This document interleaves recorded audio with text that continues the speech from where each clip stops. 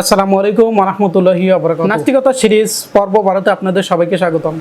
ধারাবাহিক আলোচনার মতো আমরা এই আলোচনাতেও প্রমাণ করতে চেষ্টা করব যে নাস্তিকরা দাবিগুলো করে সেগুলো সার্বজনীন না, সেগুলো প্রেক্ষাপট অনুযায়ী সব পরিবর্তনশীল, পাশাপাশি সেগুলো চূড়ান্ত কোনো কিছু না, এবং নাস্তিকতা আসলে দুর্বল ভিত্তির উপর প্রতিষ্ঠিত। এটা আমরা ধারাবাহিক আলোচনার মাধ্যমে প্রমাণ করছি, এবং আমরা যে বিষয়টা তুলে ধরছি সেটা হলো নাস্তিকতার মৌলিক ভিত্তিগুলো কি কি, এবং তাদের দুর্বলতা, তাদের ত্রুটি, তাদের যে সংশয়গুলো আছে, এবং সেটা যে একবারে ঠুনকো এবং সমাজ, দেশ এবং বাস্তবতার জন্য গ্রহণযোগ্য নয়, এটা আমরা ধারাবাহিকভাবে প্রমাণ করে যাচ্ছি। সেকুলার স্টেট ল, অনেক নাস্তিক বলেন যে রাষ্ট্রের আইন মানলেই তো হয়, তাই আমরা আজকে রাষ্ট্রীয় আইনের একটা ব্যবচ্ছেদ নিয়ে আলোচনা করব।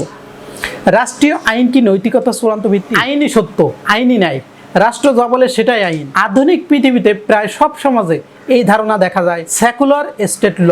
কিন্তু প্রশ্ন হলো, আইন কি সত্যি ন্যায় তৈরি করে, নাকি আইন কেবল ক্ষমতার লিখিত রূপ? যদি আইন বদলায় তাহলে ন্যায়ও কি বদলে যায়? আজকের আলোচনায় রাষ্ট্রীয় আইন কি মানবতা, নৈতিকতা ও মানবাধিকারের চূড়ান্ত ভিত্তি হতে পারে, এটা আমরা বিস্তারিত তুলে ধরব। সেকুলার স্টেট ল কি? সেকুলার স্টেট ল হলো এমন আইন ব্যবস্থা যেখানে ধর্ম থেকে আইন আলাদা, রাষ্ট্র নিরপেক্ষ থাকে, আইন মানবিক যুক্তি ও সমাজ চুক্তির উপর দাঁড়ায়। কারা এই ধারণা দেন? Secular philosophers, modern political, human rights thinker, উল্লেখযোগ্য চিন্তাবিদ জন লক। কোথায় এটি দেখা যায়? আধুনিক গণতন্ত্রে, সংবিধান ভিত্তিক রাষ্ট্রে, আন্তর্জাতিক মানবাধিকার আইনে, জাতিসংঘের কাঠামো। কখন গড়ে ওঠে? এনলাইটমেন্ট যুগে, ধর্মনিরপেক্ষ রাষ্ট্র ব্যবস্থার বিকাশের সাথে আধুনিক সংবিধান তৈরির পর। এটি কেন গুরুত্বপূর্ণ?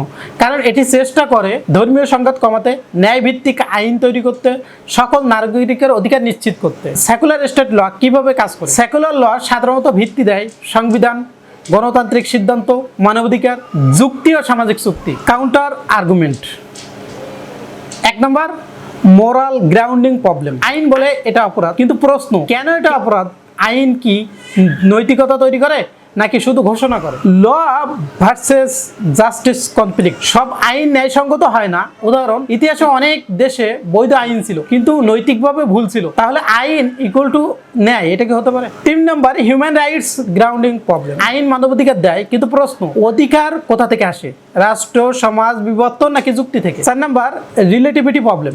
যদি আইন সমাজ তৈরি করে তাহলে সমাজ বদলালেও ন্যায় বদলাবে, নাকি একই? 5 নম্বর, রেশনালিটি প্রবলেম। এলভিন প্লাটিঙ্গা বলেন, যদি মানব চিন্তা শুধু ইভলিউশন ড্রাইভেন হয় তাহলে আইন ও ন্যায় কি সত্য অনুসন্ধান করতে পারে? Meaning problem. আইন বলে এটা বৈধ বা অবৈধ, কিন্তু প্রশ্ন, জীবনের অর্থ কোথায়? আইন কি অর্থ তৈরি করতে পারে? 7 নম্বর, পাওয়ার প্রবলেম। নিটশের মতে অনেক আইন আসলে নৈতিকতা নয়, বরং শক্তির কাঠামো। আইন কি ন্যায় নাকি ক্ষমতা ভাষা? 7 নম্বর, পাওয়ার প্রবলেম। ফ্রেডরিক নিটশের মতে অনেক আইন আসলে নৈতিকতা নয়, বরং শক্তির কাঠামো। আইন কি ন্যায় নাকি ক্ষমতার ভাষা? অ্যানালাইসিস: সমাজে শৃঙ্খলা আনে, ধর্মীয় সংঘাত কমায়, নাগরিক অধিকার রক্ষা করে, স্থিতিশীল রাষ্ট্র গড়ে তোলে। উইকনেস: নৈতিকতার চূড়ান্ত ভিত্তি অস্পষ্ট, আইন পরিবর্তনশীল, সমাজ ভিত্তিক আপেক্ষিকতা তৈরি করে, ন্যায় ও আইনের পার্থক্য অস্পষ্ট। এই পুরো আলোচনা গুরুত্বপূর্ণ কারণ এটি নির্ধারণ করে আইন কি ন্যায় তৈরি করে, নাকি ন্যায় আইনকে ছাড়িয়ে যায়। মানবাধিকার কি আইন থেকে আসে, নাকি আইনের বাইরে কোনো সত্য থেকে?